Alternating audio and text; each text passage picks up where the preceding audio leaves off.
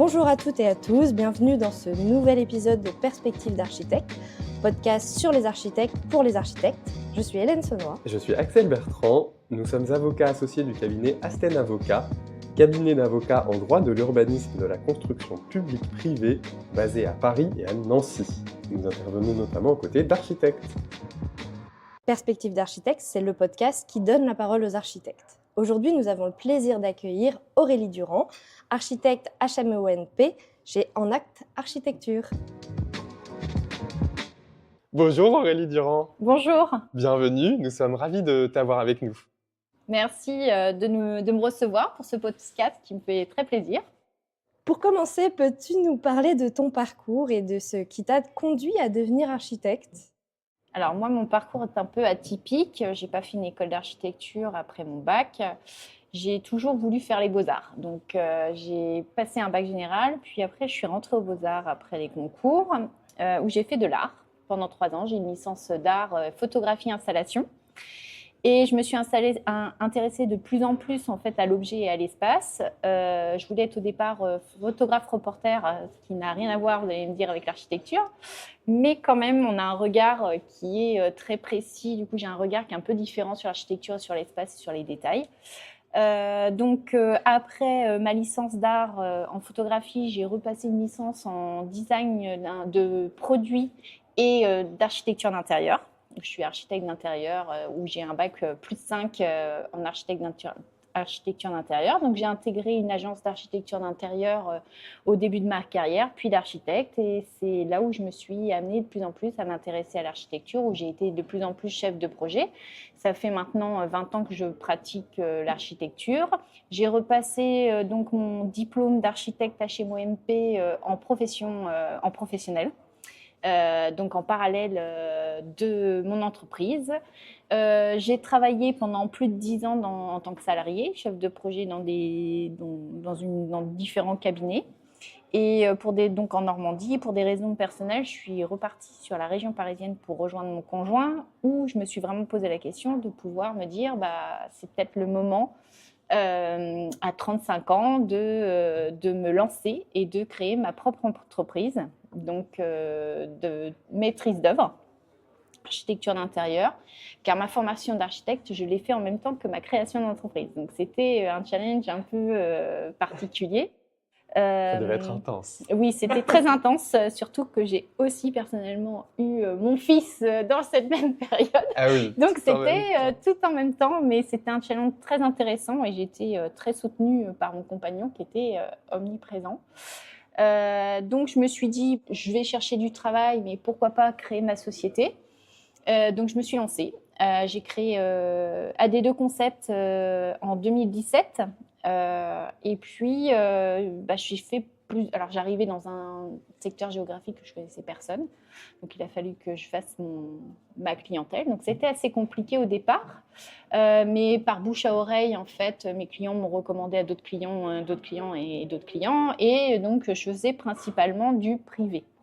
Au bout de 4-5 ans, donc ça marchait plutôt bien. J'étais toute seule, je n'avais pas de charge particulière parce que je travaillais de chez moi. Mais tout seul, ce n'est pas simple parce qu'on est confronté à soi-même, même si on a des échanges avec les clients, avec les entreprises et différents BET, bureaux d'études techniques, on tourne vite en rond. Donc moi, ce qui m'intéressait et pourquoi j'ai voulu faire architecte, c'était surtout pour faire du bâtiment public et apporter en fait ma contribution à tout le monde et pas mettre l'architecte sur un piédestal en disant que c'est pour des personnes particulières avec des niveaux aisés. Donc pour moi, l'architecture, c'est vraiment du bâtiment public et contribuer en fait à l'espace public et à nos demeures tous les jours. Et je pense que, en fait, un architecte, vous croisez des bâtiments d'architecture de votre naissance à votre mort, malheureusement, de l'hôpital, à un moment où on est, à la crèche, l'école, des entreprises, vos locaux techniques et jusqu'au funérarium. C'est super intéressant et tu nous offres la transition avec la prochaine question, mais peut-être Si on peut revenir juste sur voilà, la manière dont tu as créé justement d'abord cette première société, comment tu l'as vécu, les défis peut-être auxquels tu as été confronté à ce moment-là, pour voilà, créer cette société seule, comment ça s'est passé? Bah déjà, la lourdeur administrative. Lourdeur administrative, puis après, au niveau des banques aussi, c'est compliqué, même si vous ne demandez pas de prêt. Ouvrir simplement un compte bancaire, parfois, ça peut être assez compliqué. Et puis après, c'est trouver des clients. Alors, la lourdeur administrative est assez... déjà, il faut trouver un bon comptable. Il faut savoir s'entourer. Donc ça, alors moi j'ai mon compagnon qui est déjà chef d'entreprise, donc il a pu aussi me guider. Mais quand vous êtes tout seul, c'est pas simple. Si vous n'êtes pas bien entouré, c'est forcément beaucoup plus compliqué. Et puis mon expérience aussi m'a aidée. Avec plus de 10 ans d'expérience, j'ai pu aussi avoir pallié à certains pièges qu'on pourrait avoir. Parce que se retrouver tout seul, si vous sortez directement de l'école, je trouve ça quand même assez fou, parce que je pense qu'il faut quand même avoir une expérience du métier, car quand on se met directement à notre entreprise, bah, on va devoir gérer le juridique, l'administratif, toutes ces choses en fait qu'on n'apprend pas à l'école, qu'on apprend un peu sur le terrain. Donc, il faut être bien entouré, il faut pas compter ses heures. On travaille le week-end, le soir, donc ça, c'est important. Il ne faut pas se dire ça va être simple. Et puis, il y a toujours cette question, est-ce qu'on va se payer au fin du mois? Donc, trouver des nouveaux clients, parce que une personne ne fait pas sa maison, son appartement tous les mois hein, ou tous les ans. Donc, c'est des clients, c'est une recherche de clientèle constante. Et puis, une relation avec les entreprises qui est importante, parce que quand on est seul dans une société, vraiment vous menez de A à Z les choses, administratives comme le chantier. Donc, il y a un côté relationnel qui est aussi important au niveau de la clientèle, au niveau les relances de factures qu'on n'a pas forcément quand on est salarié d'une société d'architecture. Donc oui, c'est pas simple, mais c'est des challenges et pour moi, ça a été une expérience assez extraordinaire, parce que j'ai pu, alors à côté de ça, vous gérez votre temps, vous créez, vous choisissez pas toujours vos clients, parce qu'au départ, il faut manger, hein. Et puis, non, mais c'est une super expérience. Ça permet aujourd'hui, donc j'ai pu réintégrer en acte architecture depuis maintenant 2 ans pour faire donc du bâtiment public. On fait un peu moins de privé, on fait des plus gros projets, forcément, parce que quand on est tout seul, en fait, on ne peut pas répondre sur des bâtiments publics parce qu'il faut des expériences, il faut aussi avoir une structure administrative qui est importante. Et quand on est tout seul, on n'a pas un chiffre d'affaires qui est assez suffisant pour répondre à des marchés publics. Donc, ce qui t'a amené à en acte et à changer de manière d'exercer, c'était pas justement le fait que l'exercice individuel te plaisait pas, d'avoir ta boîte, etc. C'était vraiment le type de projet sur lequel tu voulais travailler. Tout à fait. AD2 Concept n'avait pas un chiffre d'affaires on va dire de fou, mais me permettait de vivre et était plutôt en croissance en fait par rapport à mon évolution. Donc tous les ans, j'augmentais mon chiffre d'affaires. C'était pas un sujet de travail ou de clients, etc. C'était plus vraiment au niveau comment appréhender le métier d'architecte, parce que donc pendant ces 6-7 ans, quand j'ai créé AD2 Concept, en fait, j'ai passé donc mon diplôme d'architecte et HMOMP, donc je suis devenue architecte. Et pour moi, l'architecte, c'est vraiment la personne d'intérêt public qui est là pour la population. Donc, je ne pouvais pas développer ce sens d'architecte en fait en tant qu'AD2 Concept, parce que je faisais vraiment principalement que du privé. Donc, au fur et à mesure, donc je travaillais déjà en acte architecture quand je suis partie. Donc, pour des raisons, il y a maintenant 7 ans, on ne voyait pas la visioconférence comme on la voit aujourd'hui après Covid. Donc c'était un peu compliqué de créer une antenne sur Paris, de faire des choses à distance. Et donc j'avais toujours un contact avec En Acte Architecture, je travaillais plus ou moins pour eux de temps en temps. Et donc du coup, ils m'ont proposé de retravailler avec eux sur Paris et de pouvoir développer En Acte Architecture sur Paris, que j'ai accepté et qui m'a permis en fait aujourd'hui de retravailler pour les bâtiments publics, des choses qui, à mon sens, est plus ma vision de l'architecture. Mais alors justement, est-ce que tu peux nous en dire un peu plus sur En Acte Architecture, sur ton domaine d'expertise aujourd'hui et sur les types de projets sur lesquels tu travailles habituellement au quotidien? Donc En Acte Architecture, c'est plusieurs antennes. Donc on est surtout basé géographiquement au nord-ouest de Paris. Donc on a une agence à Amiens, une agence à Eu, où c'est le siège en fait historique de l'agence. Une agence à Rouen, une agence à Caen, une antenne on va dire à Caen et une antenne à Granville. Et donc depuis 2 ans Paris, où j'essaye donc de développer. En Acte Architecture, c'est l'ensemble, c'est à peu près 6 millions de chiffres d'affaires, où on fait principalement du bâtiment public. On fait aussi des logements sociaux, du privé, mais principalement en fait du bâtiment public, où moi je suis plutôt, donc, comme vous avez compris, adepte. Donc on fait des écoles, des crèches pour des collectivités locales, des mairies. On peut faire des lycées, on fait des lycées, des collèges, on fait des maisons de retraite, des EHPAD, des maisons médicalisées. Voilà. La typologie voilà, c'est ça. de bâtiments publics qu'on peut trouver, comme tu le disais, qu'on de la vie. Qu'on rencontre lors de notre vie, voilà, c'est ça. Alors du coup, peut-être une petite question. Peux-tu nous parler de quelques-uns de tes projets récents ou emblématiques dans ce domaine, avec peut-être une anecdote Alors, on en a plein d'anecdotes, surtout quand on fait du chantier et on est proche en fait des usagers et des clients. Donc là, récemment, on a fait Carrière sous Poissy, une école de 25 classes où le challenge, c'était d'avoir un chantier en 12 mois. Donc en faire donc, avec évidemment un objectif environnemental important. Donc on a fait de l'ossature bois, des modules 3D et des modules 2D pour en fait faire des choses en atelier pour limiter le temps au niveau chantier. En conception-réalisation, là c'était avec Maître Cube, mais on fait aussi de la conception-réalisation pour d'autres projets. Et donc des anecdotes, quand on rentre et que les enfants nous disent « c'est génial, on a plein de lumière », ou que les professeurs, parce que maintenant ils sont rentrés depuis la rentrée dernière dans les locaux où on traite l'acoustique, et les professeurs nous disent on va laisser la porte ouverte parce qu'en fait, c'est trop silencieux. Ah oui, mais ça doit être satisfaisant quand même. C'est ça. Donc, voilà.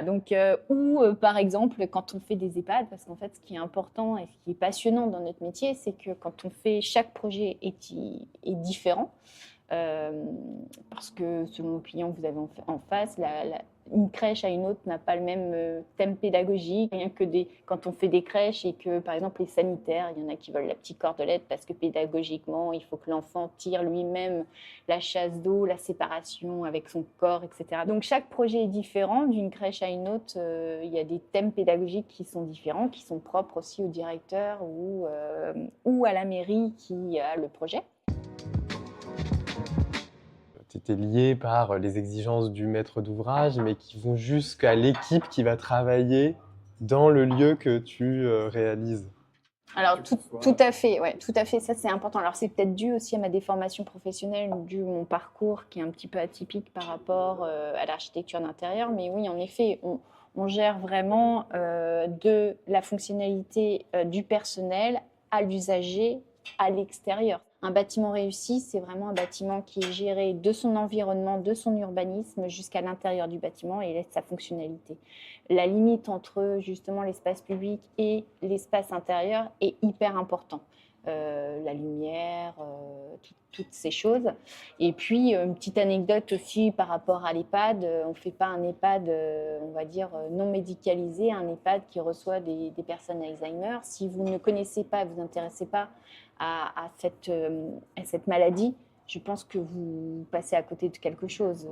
Par exemple, quand on a Alzheimer, on ne fait pas des angles droits. On fait donc un bâtiment plutôt circulaire, sinon les gens butent contre les murs et restent, voilà, ou au sol, on met des zones plus foncées au niveau avant les escaliers pour pas que les gens empruntent l'escalier parce qu'ils ont peur des trous noirs. Donc tout ça, c'est important de connaître la pathologie pour pouvoir en fait créer au mieux le bâtiment, la lumière, les fenêtres, les dimensions des fenêtres, la proportion du bâtiment, les parcours aussi des praticiens, des infirmières qui doivent être quand même pas long parce qu'il faut aussi prendre en compte leur quotidien par rapport à la marche, etc.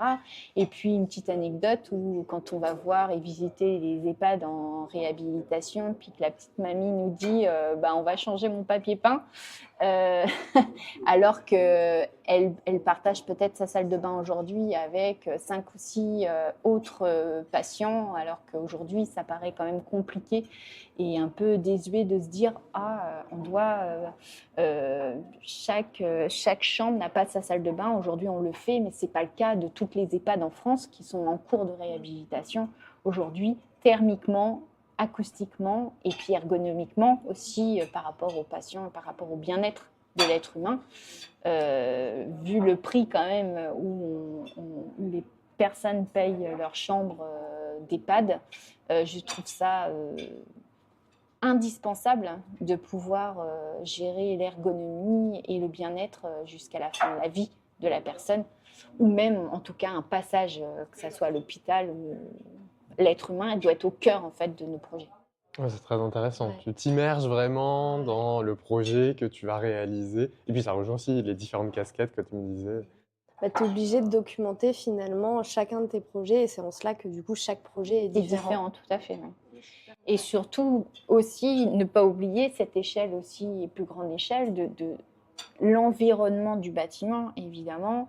Il faut savoir que dans les hôpitaux, par exemple, les gens guérissent beaucoup plus facilement quand vous avez des ouvertures directes sur l'extérieur et par rapport à l'environnement, les arbres, etc., que si vous êtes face à un mur. Donc en fait, l'environnement aussi général à la grande échelle est hyper important par rapport à votre bâtiment et la conception du bâtiment. La notion environnementale est très importante. Quels sont selon toi les défis auxquels aujourd'hui la profession d'architecte est confrontée? Alors il y en a plusieurs des défis.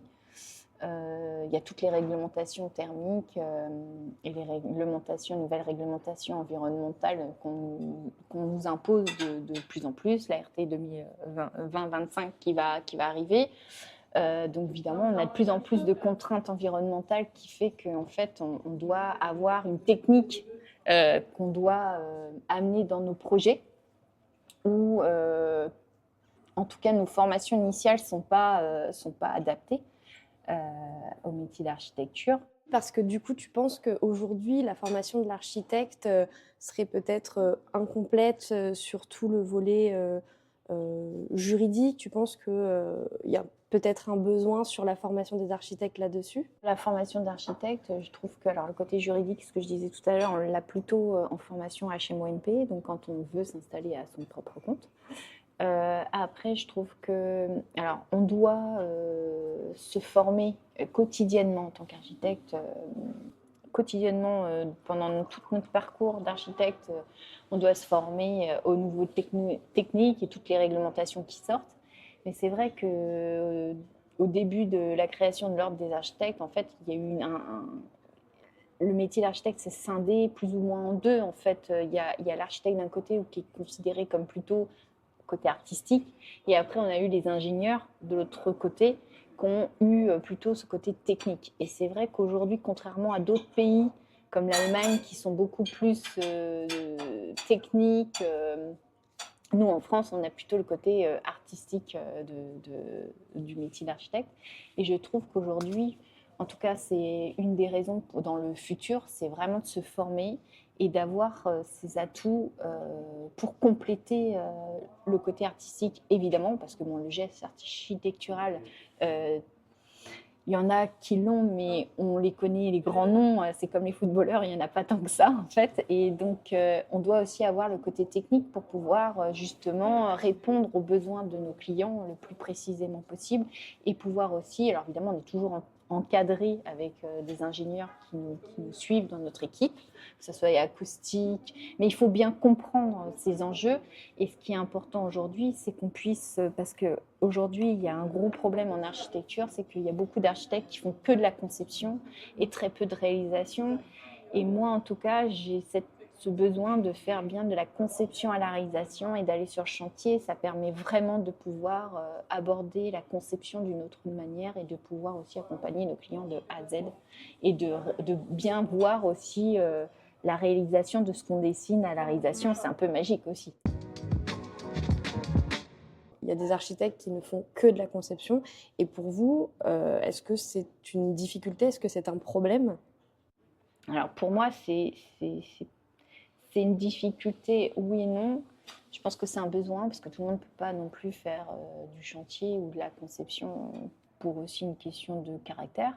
Mais je pense que c'est une nécessité dans l'avenir parce qu'aujourd'hui on répond sur des projets sur ton bâtiment public comme des gros projets comme les hôpitaux ou maintenant des écoles pour simplifier aussi la maîtrise aux maîtres d'ouvrage.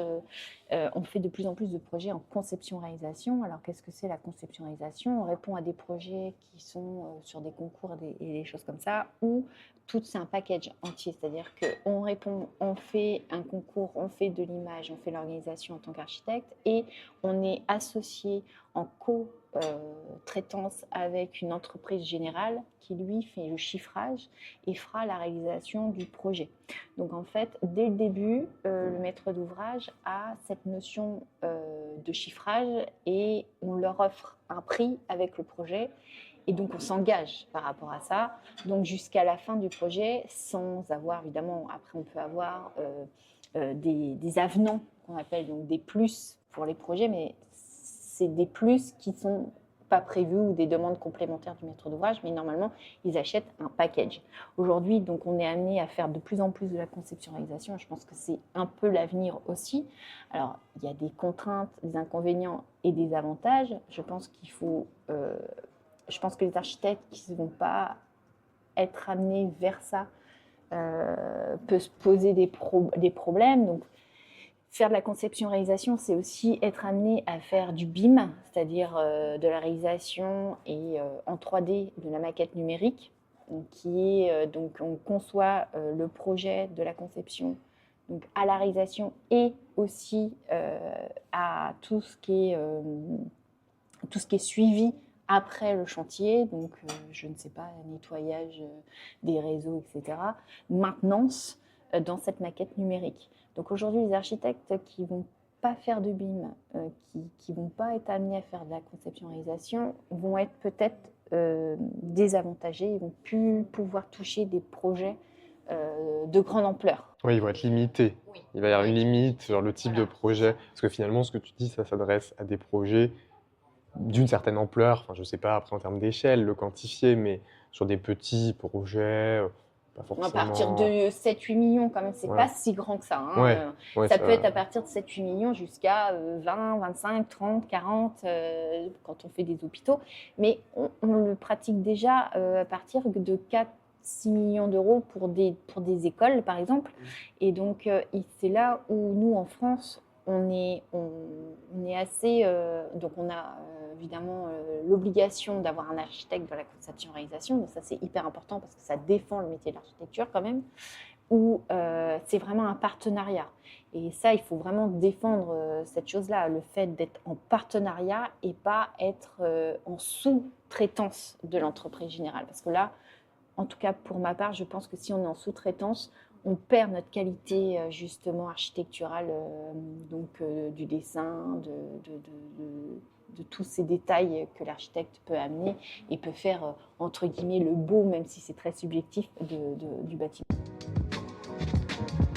Alors, je me permets de rebondir sur ces contrats de conception-réalisation. Est-ce que tu penses qu'aujourd'hui, c'est quelque chose qui est sollicité de plus en plus par le maître d'ouvrage? Oui, parce que ça les facilite dans leur... ils sont limités dans les interlocuteurs. Ils ont un maître d'œuvre, architecte, un seul interlocuteur, et ils ont un seul interlocuteur pour les entreprises. Ils ont un prix. Donc, ça facilite pour beaucoup le maître d'ouvrage. Est-ce qu'il n'y a pas un sujet sur pour l'architecte, une difficulté pour l'architecte pour budgétiser finalement une opération de conception-réalisation? Alors, nous, l'architecte, on est souvent accompagné d'économistes pour budgétiser nos projets. Quand on fait de la maîtrise d'œuvre et de la loi MOP, si on parle un peu en jargon architectural, on s'engage sur un prix à la phase APD. Donc, on a toujours l'esquisse, etc. Et à la phase APD. Après, il y a un appel d'offres. Et cet appel d'offres, en fait, il répond à un marché. Donc, nous, on essaye évidemment d'avoir une enveloppe budgétaire et un prix, une estimation qui se rapproche, ce qu'on pense se rapprocher en fait à l'appel d'offres, mais quand vous avez des crises comme le Covid, etc., donc ça c'est un peu plus compliqué forcément. Mais on essaye, alors que là en conception-réalisation, on s'engage vraiment sur le prix dès le concours. Donc le maître d'ouvrage, il sait à quoi s'en tenir en fait. C'est plus. Après, je pense que il y a aussi des contraintes pour le maître d'ouvrage dans le sens où il s'est aussi engagé, lui, dans un côté, sur des choses qu'on lui a présentées. Il ne peut pas dire non, finalement, je veux ça, ou je veux ça, ou je veux ça, ou là, forcément, ça risque d'être plus cher que si c'est en loi MOP, où là, on a quand même la souplesse de changer. C'est un peu plus figé. Alors, il y a des avantages et des inconvénients, comme toute procédure, mais après, c'est un choix. Mais je pense que on est amené de plus en plus à faire ce procédé parce que ça facilite les démarches administratives aussi pour plein de choses, quoi. Comment vois-tu la profession d'architecte d'ici 10 ans? Alors, d'ici 10 ans, on a plusieurs sujets par rapport à... Alors, ce n'est pas des contraintes, mais on est amené à plus en plus, comme beaucoup de professions, à l'intelligence artificielle qui arrive dans le métier de l'architecture. Je pense que l'architecte a un rôle à jouer en fait dans l'intelligence artificielle. C'est comme tout, je pense que ça doit être un outil pour aider, mais pas. Faut rester maître et chef d'orchestre en fait de notre projet. Les images, on va être de plus en plus amené à faire des images par intelligence artificielle.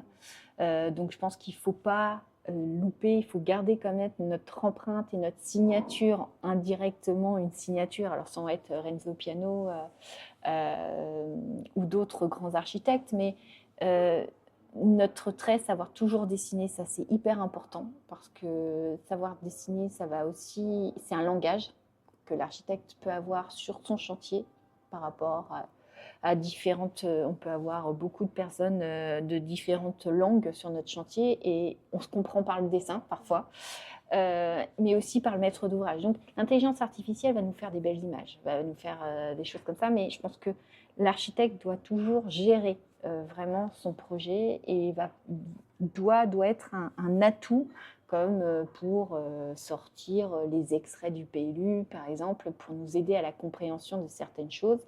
Mais l'humain doit rester vraiment au cœur du projet, quoi. Et tu penses que la profession est prête pour accueillir ces changements? Je pense que la profession, le changement, c'est difficile pour tout le monde, de toute façon, que ça soit n'importe quel... on a beaucoup de changements déjà quand on accueille le BIM qui est là depuis déjà au moins 15 ou 20 ans. Il n'y en a que seulement certaines agences qui le pratiquent depuis 5 ans. Donc, ça arrive tout doucement, sûrement. Les règlements façon l'architecte aussi par rapport au RT 2020, RT 2025. On est passé par différentes étapes. Donc, on est tout le temps en modification. Et si l'architecte, justement, ne supporte pas le changement, c'est compliqué, je pense, à l'avenir, parce que ça va de plus en plus vite. Comme tout autre métier, on est amené à faire des choses et à s'adapter quotidiennement. Donc, du coup, je pense que c'est important de pouvoir de mettre un coin dans notre tête, il y a l'intelligence artificielle et on doit s'en servir positivement et pas dire je le renie. Je pense que c'est quelque chose qu'on doit intégrer. Et alors maintenant, comment est-ce que toi, tu te vois dans 10 ans ? Alors, en acte architecture, j'espère en tout cas va progresser sur Paris, va se développer de plus en plus et va être amené à faire de plus en plus de gros projets, des concours et en tout cas c'est dans ce sens qu'on travaille tous les jours par rapport à des collectivités locales, des Comcom, des arrondissements et à travers le bouche à oreille et à travers aussi mes clients. J'espère qu'ils vont pouvoir nous apporter de plus en plus de projets et répondre à des concours qui vont nous aider à progresser, à faire de plus en plus de chiffres d'affaires et peut-être être dans les 20 premiers architectes de France. On te le souhaite. On vous le souhaite.